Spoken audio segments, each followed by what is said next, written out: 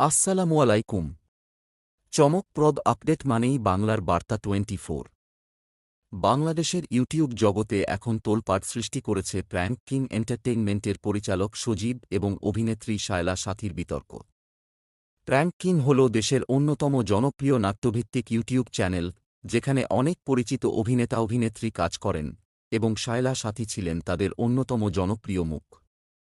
তবে কিছু অনলাইন সংবাদমাধ্যমে দাবি উঠেছে, বিবাহিত পরিচালক সজীব শায়লা সাথীর সঙ্গে ব্যক্তিগত সম্পর্ক গড়ে তুলেছেন, যা নিয়ে দলের পুরনো সদস্যদের মধ্যে ক্ষোভ দেখা দিয়েছে। অভিযোগ রয়েছে, কাজের সুযোগে পক্ষপাত করা হয় এবং কিছু সদস্যকে দল থেকে বাদ দেওয়া হয়েছে। যদিও এই অভিযোগগুলো এখনও নিশ্চিতভাবে প্রমাণিত হয়নি, তবু সোশ্যাল মিডিয়ায় ব্যাপক আলোচনা চলছে।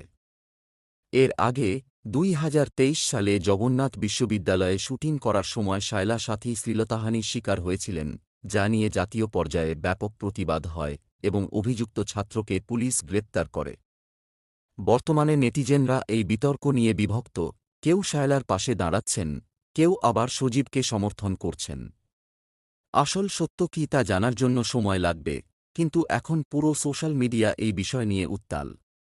আপনার মতামত আমাদের সাথে শেয়ার করুন, ভিডিওটি লাইক এবং শেয়ার করতে ভুলবেন না, আর সর্বশেষ আপডেট পেতে চ্যানেলটি সাবস্ক্রাইব করুন।